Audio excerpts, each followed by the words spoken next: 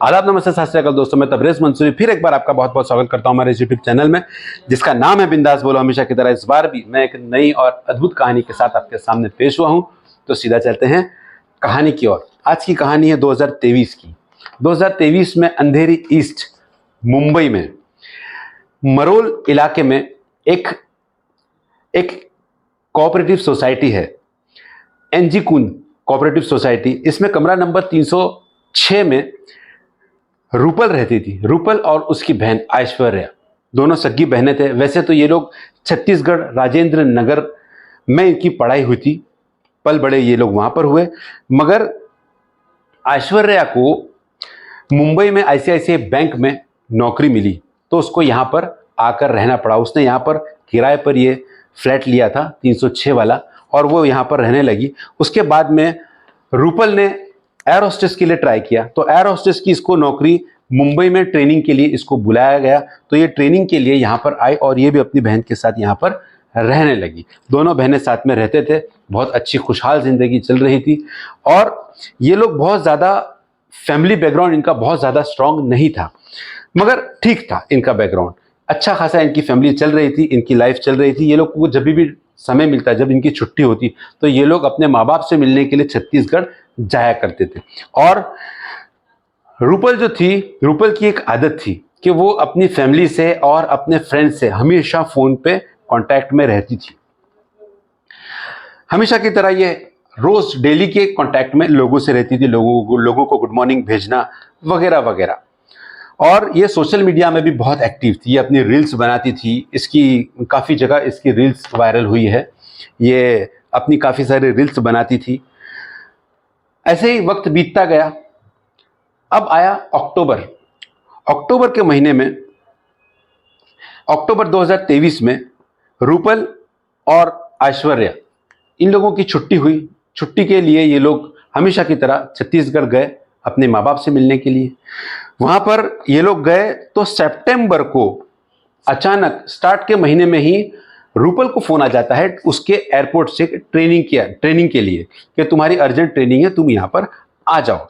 जैसे ही रूपल को फोन आता है, रूपल वहां से रवाना होती है और सीधा मुंबई आती है। ये पहली बार ऐसा था कि रूपल ऐश्वर्या के बिना यहाँ मुंबई में अंधेरी में आई थी। इन लोगों का यहाँ पर फ्लैट था किराए पे। ये आकर वहाँ पर इसने ट्रेनिंग वगैरह का जो भी था वो उसका फॉर्मेलिटीज पूरी की, वहाँ पर गई, सब करी। अब सुबह 23 सितंबर को सुबह 10 बजे के बाद रूपल फ्री रहेगी, ऐसा उसके घर वालों को और उसके दोस्तों को पता था। उसके दोस्तों का, उसके घर वालों का 10 बजे से फ़ोन आने लगा और ये रूपल सबसे बात कर रही थी, हंसी खुशी सबसे बात कर रही थी और एकदम फ्री माइंड थी। उसके बाद में उसकी बहन ने भी बात की, उसकी माँ ने भी बात की और कुछ दोस्तों ने भी बात की है। मगर पिताजी को जब बात करना था तब बज चुके थे सुबह के 11। पिताजी ने जब फ़ोन उसको ट्राई किया 11 बजे, तो रूपल ने फ़ोन नहीं उठाया। पिताजी को ऐसा लगा कि शायद वो किसी काम में मसरूफ़ होगी, या वो टॉयलेट बाथरूम में गई होगी, या नहाने गई होगी, इसलिए शायद उसने फ़ोन नहीं उठाया। वो मेरा मिस कॉल देखेगी तो वो खुद सामने से फ़ोन कर लेगी, ये सोचकर पिताजी ने इतना खास ध्यान नहीं दिया। मगर पिताजी ने उसकी बहन ऐश्वर्या को बोल दिया ये बात कि रूपल ने मेरा फ़ोन नहीं उठाया है, अगर उसका फ़ोन आएगा तो मुझे बताना, क्योंकि इन्होंने ऐश्वर्या के ही मोबाइल से फ़ोन किया था। ऐश्वर्या ने ट्राई किया ये बोलने के लिए रूपल को कि पिताजी से एक बार बात कर लो, वो बात करना चाहते हैं तुमसे। मगर इस बार भी रूपल ने फ़ोन नहीं उठाया। ये भी सोची, ऐश्वर्या ने भी सोची कि शायद कुछ नहाने वगैरह गई होगी, या कुछ किसी से बात कर रही होगी, या फ़ोन साइलेंट होगा, या थोड़ी सी देर के लिए आंख लग गई होगी, सो गई होगी। ये सोचकर उसने भी इतना ज़्यादा ध्यान नहीं दिया। ऐसे ही करते करते ऐश्वर्या ने काफ़ी बार उसको फ़ोन ट्राई की, उसके पिताजी ने काफ़ी बार फ़ोन ट्राई किए, मगर उसका फ़ोन रिसीव नहीं हुआ। अब कहीं ना कहीं ऐश्वर्या को दिमाग में एक टेंशन जैसा हो गया कि ये फ़ोन क्यों रिसीव नहीं कर रही है। ऐसे ही करते करते रात के बज गए 9। वहीं पर आस पास में ही ऐश्वर्या का एक फ्रेंड रहता था। 9 बजे रात को ऐश्वर्या ने उसको फ़ोन किया। बहुत ज़्यादा टेंशन में आ गई ये सब पूरी फैमिली। अब ये लोग थे छत्तीसगढ़ में, ये लोग यहाँ पर कुछ कर नहीं पा रहे थे। 9 बजे उसने अपने एक फ्रेंड को फ़ोन किया और ये सारी बात बताई कि हमारी बात हो रही थी लगातार रूपल से, मगर रूपल का 11 बजे के बाद से फ़ोन रूपल नहीं उठा रही है, ज़रा प्लीज़ जाकर चेक करो कि क्या बात है, क्या हुआ है और क्यों वो फ़ोन नहीं उठा रही है। उसका फ्रेंड ने कहा कि मैं पास ही में हूँ, मैं थोड़ी देर में पहुँच जाता हूँ, और वो आधे घंटे के अंदर वहाँ पर पहुँच गया। पहुँच कर उसने सिक्योरिटी को बोला कि ऐसी ऐसी बात है, रूपल फ्लैट नंबर 306 में रहती है, आप लोग मेरे साथ चलो, वो फ़ोन नहीं उठा रही है, बहुत देर से उसको फ़ोन कर रहे हैं सुबह से। सिक्योरिटी भी उसके साथ आई और सिक्योरिटी ने और उसने, वो लड़के ने, इन लोगों ने मिलकर बेल बजाया, डोर बेल। बेल बजाने पर उसका कोई जवाब अंदर से नहीं आया, तो इसने फ़ोन, दरवाज़ा खटखटाया, दरवाज़ा खटखटाने के बाद में भी कोई रिस्पॉन्स नहीं मिला, तो ये लड़के ने उसके मोबाइल पर फ़ोन किया रूपल के। उसको फ़ोन के बेल बजने की आवाज़ अंदर से बाहर आ रही थी। इसने उसकी बहन ऐश्वर्या को फ़ोन किया और कहा कि मैं फ़ोन कर रहा हूँ तो मुझे बेल बजने की आवाज़ अंदर से आ तो रही है, मगर वो फ़ोन ना उठा रही है और ना दरवाज़ा खोल रही है, शायद कुछ ना कुछ गड़बड़ है। वहां से ऐश्वर्या ने कहा कि तुम एक काम करो, किसी चाबी वाले को लेकर आओ और चाबी वाले से ये ताले को, ये लॉक को खुलवाओ और अंदर जाओ सिक्योरिटी के साथ में। तो उसने कहा ठीक है। वो चाबी वाले को ढूंढने गया। इतने में सिक्योरिटी जो थी, उन लोगों ने चेयरमैन, बिल्डिंग के चेयरमैन वगैरह को बुला दिए, जो भी रिस्पॉन्सिबल पर्सन्स होते हैं उन लोग सबको वहां पर बुला दिए। अब ये सब लोग, काफ़ी लोग वहाँ पर जमा हो गए। जमा होने के बाद में इन लोगों ने दरवाजे को खटखटाया वापस काफ़ी देर तक, मगर कोई रिस्पॉन्स नहीं आया। इन लोगों ने चाबी वाले को बुलाया, चाबी वाले को बुलाकर इन लोगों ने चाबी खोले। चाबी खोलने के बाद में जो दृश्य देखे वो कुछ अजीब दृश्य था। इन लोगों ने देखा कि वहाँ पर, जहाँ दरवाजे के थोड़ा आगे से लेकर पूरे घर में खून ही खून पूरा फैला हुआ है, पूरा घर खून से सना हुआ है, और किसी को ऐसा खून से सने हुए किसी इंसान को खींचने के खून के निशान है पूरे। जो उसका फ्रेंड था और जो सिक्योरिटीज थी और जो बिल्डिंग के जो भी जिम्मेदार लोग थे, सिक्योरिटी सेक्रेटरी, चेयरमैन, ये लोग सब देखकर हैरान और परेशान हो गए। और वो लोग ने वो खून का फॉलो किया देखने के लिए कि क्या, कहाँ तक ये खून जा रहा है। जाकर देखा तो वो बाथरूम तक जा रहा था। इन लोगों ने बाथरूम में जाकर जब देखा तो वहाँ पर रूपल की लाश पड़ी थी और रूपल के गले पर 2 घाव के निशान, बहुत गहरे निशान थे, जिसकी वजह से शायद रूपल की जान चली गई। और इन लोगों ने तुरंत पुलिस को फ़ोन किया। पुलिस वहाँ पर आई। पुलिस ने उस बॉडी को राजावाड़ी हॉस्पिटल में भेजा। राजावाड़ी हॉस्पिटल में उसको मृत्यु घोषित किया गया। अब ये सब हुआ, पुलिस ने बॉडी को अपने कब्जे में लिया और उसका पोस्टमार्टम वगैरह सब पुलिस ने स्टार्ट किया। और यहाँ पर पुलिस ने इन्वेस्टिगेशन बहुत ज़ोर से चालू कर दिया। और पुलिस ने सबसे पहले सीसीटीवी कैमरा चेक किया। सीसीटीवी कैमरा में कुछ भी नहीं दिखाई दिया। और ये जो सोसाइटी थी, ये सोसाइटी में जो भी अंदर जाएगा उसको सिक्योरिटी को एंट्री करके जाना पड़ता है अंदर, उसके बिना कोई जा नहीं सकता। पूरी लिस्ट पुलिस ने वो सिक्योरिटी की चेक की, मगर उसमें भी कुछ भी ऐसा नहीं लगा। और वो दिन संडे का दिन था, तो ज़्यादा लोग कहीं गए नहीं थे, मोस्टली लोग घर में ही आराम कर रहे थे अपने। पुलिस ने अपनी तरह से पूरी तरह से तहकीकात की, मगर कोई भी चीज़ नहीं मिली। और फ्लोर्स पे कैमरा नहीं थे। हर फ्लोर पे कोई बिल्डिंग में होता है, वहाँ पर नहीं था। यहाँ पर सिर्फ नीचे कैमरा था, गेट पर। तो वही पुलिस ने चेक करी। चेक करने के बाद में कुछ भी पुलिस को नहीं दिखाई दिया। पुलिस ने वहाँ पर जितने भी लोग आते हैं, जितने लोग बाहर से जो विजिटर्स आए, उनकी लिस्ट निकाली, उन लोगों से तहकीकात करना शुरू किया, कुछ भी नहीं। अब पुलिस को ये समझ में आ गया कि रूपल अंदर से बाहर न किसी के साथ गई और ना बाहर से किसी के साथ अंदर आई। वो जब भी बाहर गई थी वो अकेली गई थी, और अंदर आई थी तो भी अकेली आई थी, यानी उसके साथ में कोई भी अन्य व्यक्ति नहीं दिखाई दिया पुलिस को। पुलिस ने सारा चीज़ देखा, बहुत ज़्यादा गौर से पुलिस देखने लगी, कुछ चीज़ हाथ में नहीं आई। बार बार पुलिस सीसीटीवी कैमरा को खंगाल रही थी। फिर पुलिस की एक शख्स पर नजर गई। वो शख्स वहां का सफाई कर्मचारी था। पुलिस ने पूछा बिल्डिंग वालों को कि ये कौन है। उन लोगों ने बताया कि ये सफाई कर्मचारी है, इसका नाम विक्रम अठवाल है। विक्रम अठवाल को बुलाया गया और पूछा गया। जितने भी सफाई कर्मचारी थे, वो जो एक कंपनी थी, कंपनी के कॉन्ट्रैक्ट वाले थे, वो कंपनी से सारे लोगों को बुलवाया गया। सारे लोग आए, उसमें विक्रम अठवाल भी आया। पुलिस ने इससे भी पूछताछ की तो इसने कहा कि मेरा काम है साफ सफाई करने का, मैं साफ सफाई करता हूँ, मेरी बीवी भी यहीं पर काम करती है। उसकी बीवी को जब फ़ोन किया गया तो उसकी बीवी ने कहा हाँ संडे था, मैं काम पर नहीं आई थी, मगर मेरे जो हस्बैंड है विक्रम अठवाल, वो काम पर था। पुलिस ने जब सीसीटीवी को बहुत ज़्यादा गौर से देखा तो ये विक्रम अठवाल जो है ये यूनिफॉर्म में अंदर गया था। यानी जो गेट से वो अंदर गया बिल्डिंग के अंदर, तब वो यूनिफॉर्म में था, और मगर जब वो बाहर आया बिल्डिंग से तब वो यूनिफॉर्म में नहीं था, वो अपने घरेलू कपड़ों में था, सिविल में था। पुलिस को इसके ऊपर बहुत गहरा डाउट गया कि यही है, कुछ ना कुछ इसी ने गड़बड़ किया है।